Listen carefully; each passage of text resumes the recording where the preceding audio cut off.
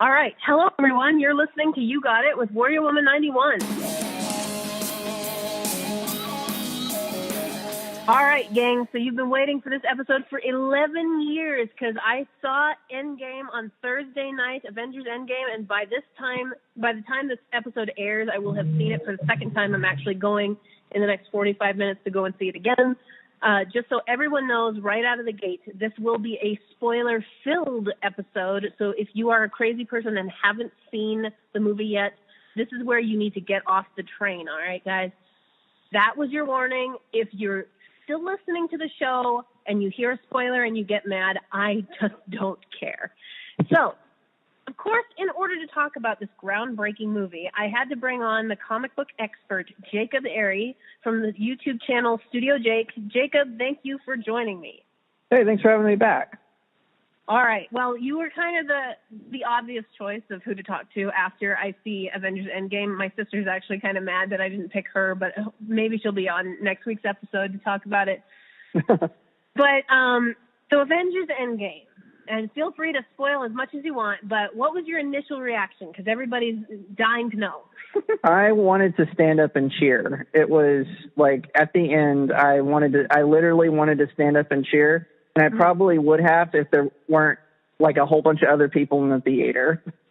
Oh boy. Yeah. I mean, the crowd that I was in was very active, and same here. People were cheering at certain parts, and they were like yelling at other parts, and when the Star Wars trailer came on, they booed, and that was a great moment in the theater.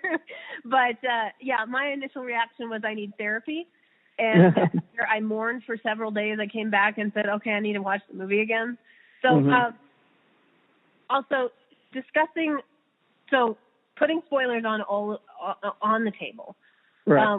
What were your favorite parts? Maybe like top 3 or 4 favorite parts. Okay, so number one, I would have to say was Avengers Assemble. And again, since this is a spoiler field, there's this really epic scene where Thanos is invading. He's actually invading where the Avengers headquarters is, full army, and then Captain America has Mjolnir, and he finally says, Avengers Assemble. That was probably, I had been waiting 11 years for that moment. And so that was really cool. That was really epic. My next favorite part was when Spider-Man was swinging with, this one is just for fun, was swinging with the gauntlet and trying to play keep away from Thanos with the other kind of, I hate to say this, but B-team Avengers. Right. And then the third part, not immediately preceding, but when Stark has his own Infinity Gauntlet, that was my third favorite scene. Yes. Oh my gosh. Just all of the emotions are coming back to me, and it was just insane. Because I totally agree with you that Cap picking up Thor's hammer was, because I had thought they were going to go there in Age of Ultron, which is me too. That was one of the things that disappointed me about Age of Ultron, and they were like, no, Vision can hold it. And I was like, that's cool, but it would have been better if it was Cap, especially because that kind of rubbed Thor the wrong way in that movie. And then for it to be turned around in this movie and to have him pick up the hammer and have Thor be happy about it, that made me really excited. Obviously, I agree, again, with the Tony using his own Infinity Gauntlet. That was amazing. And actually, the one scene that I thought was actually really well done that surprised me, I know you've made fun of me a little bit on this point, because I really hated the storyline that Hawkeye has a family. But having that be the opening scene in this movie really, really worked. And I agree. It, like, for me, not liking that storyline and then now coming around and saying, oh, that was really good, that would be, like, my third favorite thing. And then for just a little, like, humorous bit, I really enjoyed Captain America saying Hail Hydra in the elevator. Yeah. That was gold. Again, just a reminder for everybody listening, this is all spoilers all the time. If you've heard things that you didn't want to hear, please go away and don't ever come back. So we kind of gone over the best parts. I did want to hear if you had any criticisms of it, because I felt like there was a couple of weak spots, not that didn't damage the movie, significantly, but a couple of spots that maybe could have been patched up. Were there any spots like that for you? For me, I felt like, and again, this is not necessarily a criticism of the particular scene, but I felt like the opening gambit before they transitioned into the time jump, mm-hmm. I felt like it was its own little short film. Because the tone felt different, and even though it was somber like the rest of the movie, it just felt like a different part. I don't know how many people remember this, but when Alien Covenant came out, James Cameron did a bunch of little short films to kind of explain what happened in between Prometheus and Covenant. And I felt like that's what the first 20 minutes of Endgame was. That's really my only gripe about the film was I felt like that part was its own little short flick. Yeah. I mean, I agree. I thought it was a little bit jarring, but I thought that wasn't necessarily a bad thing. Mm-hmm. Because it was jarring in the sense that I felt like, okay, I've been set up here, and now I have to basically start the movie over again from this point here. Right. So I totally get what you're saying on that. I had two things that were frustrating to me. One, I wasn't really that sad when Black Widow died, and I'm a huge fan of that character, but I just felt like we still don't really know enough about that character. I don't know. I wish that she had been developed just a little bit more than she had before that big moment. But mm-hmm. maybe that's just me being irritable and grouchy, because that's just the way I am. And then the other thing that I didn't like was, well, it's not that I didn't like it. I feel like Captain America's end was a perfect ending for him, and because he ended up basically just getting everything that he ever wanted, and then being able to just lay aside the shield and move on. Right. The only thing I don't like is it does feel like he changed the past in kind of a pretty drastic way that doesn't get dealt with. And so that's the other thing that just kind of irritates me a little bit. But those were the only two things that I didn't like. Yeah, that's the movie's fantastic. I think we can both agree on that point. Oh yeah, 100%. It's spot 3 now for me. Yeah. It was originally the first Avengers, Winter Soldier, Iron Man, and I feel like now it's Avengers, Winter Soldier, and Endgame. Iron Man is still top 5. Obviously, it's just now number 4. But that's honestly what I felt like. Yeah. Now, getting into this is kind of my final subject on the topic of Endgame, but it is Iron Man, because this is Iron Man's movie. Right. This movie made me love the first Iron Man even more, because of when he has the gauntlet and Thanos says, "I am inevitable," or something stupid, and Iron Man says, "But I am Iron Man," or something like that. And I just wanted to get up and scream. Yeah. That was the greatest moment. And also, by that point, I realized he's going to die, because they had made a point to tell the audience that nobody can handle this. Even Thanos couldn't handle the gauntlet because he was damaged from it. So mm-hmm. obviously, we all knew he was going to die at that point. But what do you think of how the Russo brothers handled this kind of final moment for Tony Stark? I think they handled it perfectly. If I had wanted Stark to die, the only other way would be kind of a callback maybe to the first Avengers film, him flying up into a hole in space with a missile and then not being revived. Yeah. But that would have been the only other way. But I felt like one of the things too I appreciate about the Russo brothers is they are in general, they're just really good filmmakers, and they have an appreciation for what the fans want. And so there's actually a storyline, the name of it escapes me, where Stark uses the Infinity Gauntlet. And so I felt like they're like, okay, this is fan service, but we're going to work this fan service into making it a good ending. And I felt like they did a really good job with that. They handled that very creatively. like I said, even though it's an echo of what happened in the comic books, it was a very satisfying end to Tony Stark. Way better than how they quote killed him off at the end of Civil War II in the comic books. Yeah, I mean, I totally agree with you on the point of the fan service, because sometimes when people do fan service and you know it's fan service and it just looks really cheap and bad, then you're just left disappointed and like, well, that was stupid. And with the way they did this is they used the fan service to bolster and to enhance the movie, and that was it was just really well executed. There was some, again, there were some flaws. There were a few plot holes and things like that, but it's a movie, you guys. You're not here for the spectacular, well thought out chess game necessarily. It was well done. Tony Stark died, so now I've ruined the movie. You guys don't have to go see it. For again, spoilers if you haven't figured that out by now. But yeah, any other thoughts on Endgame before we move on to the next topic? Yeah, I just want to respond because there were some conservative commentators who obviously don't know anything about comic books that they got a little hot and bothered from the sort of the scene where all the female heroes charge together, all the female Avengers. Yeah. And I just want to respond to that because, like I said, it's clear they don't know anything about comic books. That's a callback to the Lady Liberators, which was an all-female Avengers group that was made during, I want to say, I can't remember if it was the 70s or 80s, but it was an all-females group, and then later they kind of became like a Black Ops Avengers team.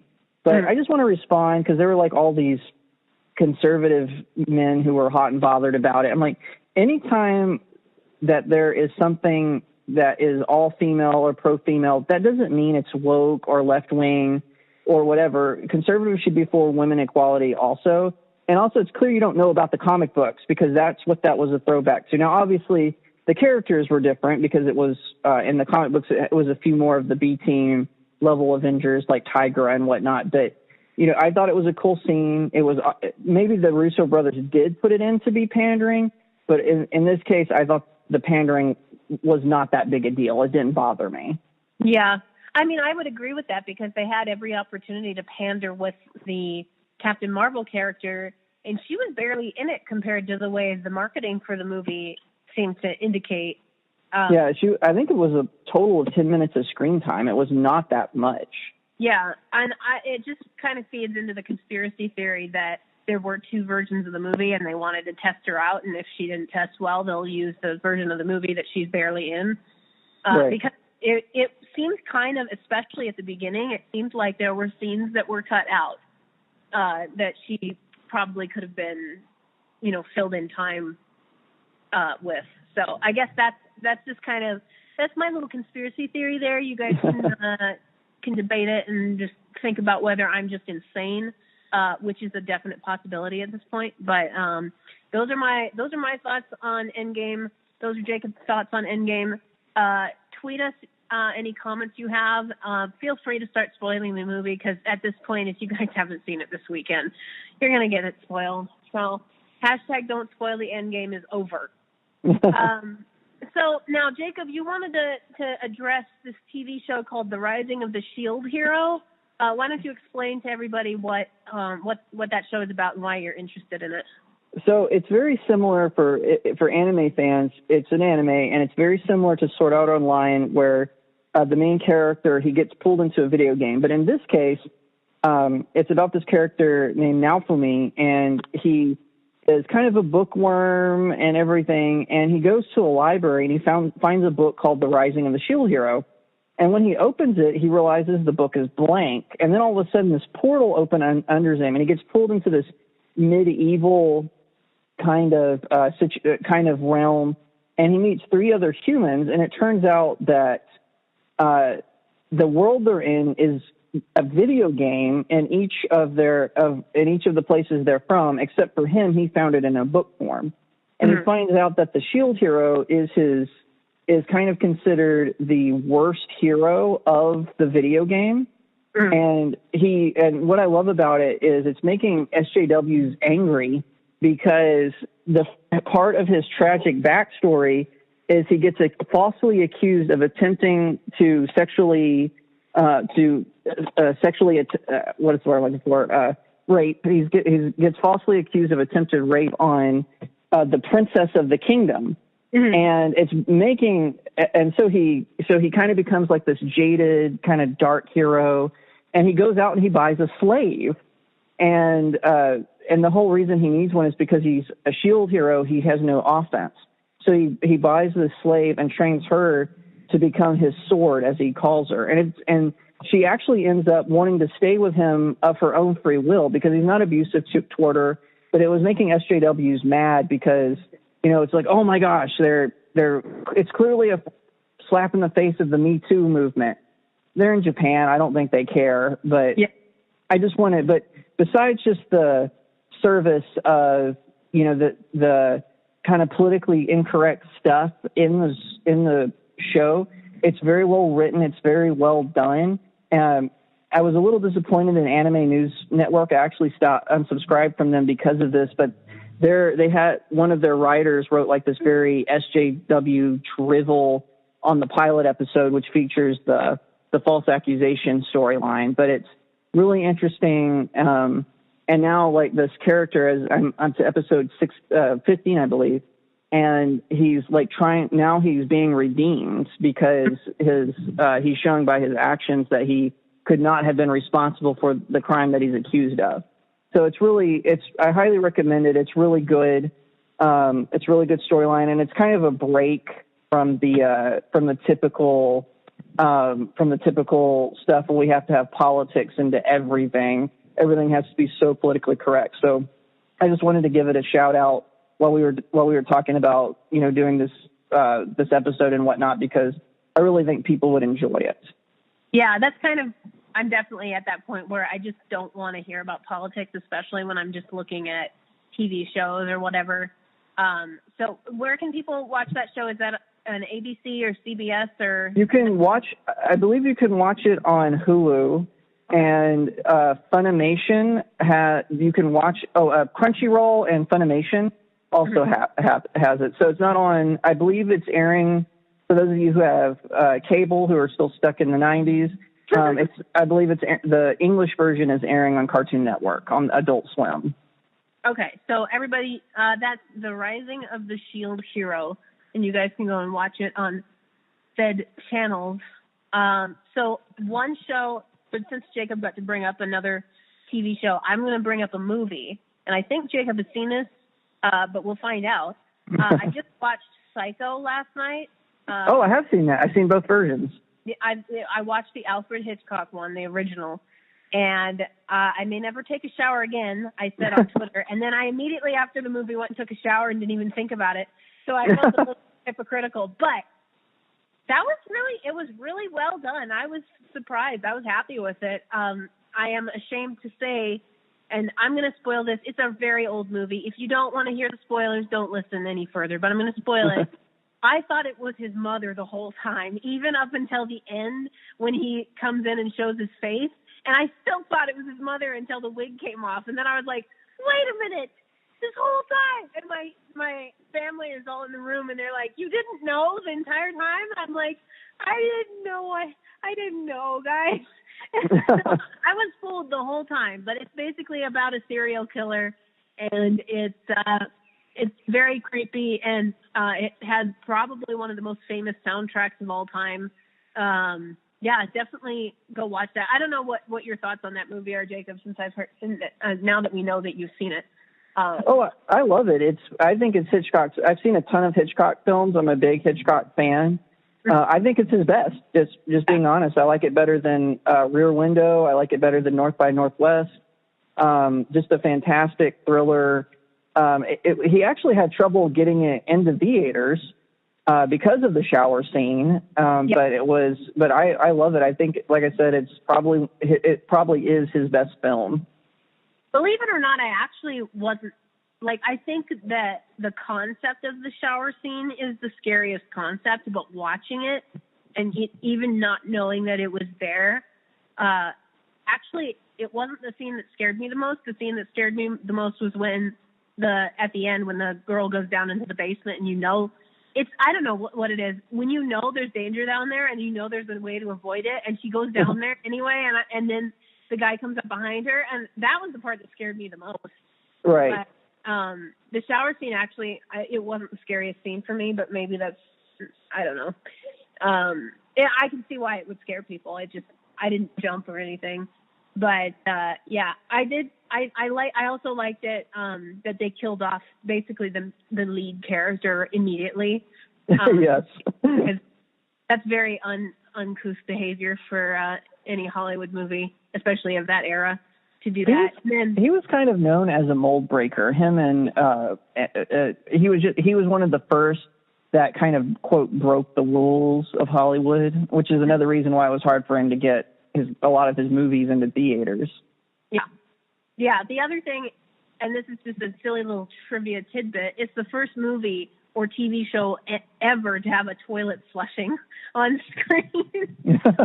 He was just kind of a guy who said, you know what, these censors are silly. I'm just going to put stuff like that in there. And I just thought it did feel like it was he was rubbing it in their faces. Like, you know, I can do whatever I want and I don't really care what you think kind of guy. So I guess I respect that. I respect it. Okay. I was reading, he was it was hard for him to get actors to work with him because he did not tolerate their diva behavior. So if an actor, I hate to use this example, but like Brie Larson, if she were to work, she would be accusing him of Me Too at this point because he just did not tolerate actors behaving. He's like, hey, I'm your employer. I'm the artist. I'm writing and directing this film. You are the paint that I'm using. Like, that was literally his attitude. Yeah. And I think that that's an appropriate attitude to take with a lot of these people who think that they're so important and that they can't treat people like human beings. I think it's really important that people are treated, you know, fairly in that manner. Right. So, anyway, I think those are pretty much all my topics, unless you had any other shows you wanted to bring up. Agents of S.H.I.E.L.D. returns this summer. Oh my God, no! It's actually on May 10th. Because I definitely haven't been keeping track of it or anything. Yeah, I don't know how I feel about that. I just hate Phil Coulson. I'm with you. It's just kind of, I mean, I'm going to watch it, but I'm kind of over it at this point. One other show I will mention before we wrap up is NCIS Los Angeles is airing 2 episodes. It's the parts 1 and 2 of their season finale. And part 1 features Harmon Rabb from JAG, and part 2 features Colonel Mackenzie, also from JAG. So I'm trying to remember the actors' names. David James Elliott and Catherine Bell returned from JAG, and we'll finally get to find out, because we never knew which one of them had to quit the military in order to get married to the other. So we'll finally get to find out what happened to them after how many years? 15 years? So anyway, that's the final show that I'm giving out for fans to discuss and think about and completely ignore if you don't care about any of my ideas. But you don't have to watch this show or listen to it either. I don't know. You can take it or leave it, guys. All right. So I got to give a shout out to @Captain Quinn on Twitter, because she, again, was disappointed that I picked Jacob to talk about Endgame and not her. So go give her a follow. I'll probably have her on next week's show or something, so she can talk about Endgame and Psycho and all the same ridiculous shows, because she's the one who's gotten me to watch all of these movies in the first place anyway. Jacob, do you have anybody you want to shout out on Twitter? Yeah, I want to shout out Elu Thingle. It's at Elu_Thingle. She used to be Strangeland Elf, for those of you who might know her by that name. The reason I want to shout her out is I recently won a raffle where I won one of her Avengers Endgame poster. She did a fan art Avengers game poster. It's incredible. So I wanted to shout her out because I can't wait to get it in the mail. I'm so excited. Yeah, that's going to be really cool. She does a really great job with all her fan art. I would recommend people following her and paying her for her stuff, because she does really, really, really quality work. Yeah, 100%. Yep. All right. Well, thank you, Jacob, for joining me for the show. Thank you, everybody who does listen to the show, all 5 of you. And I will see you guys next time.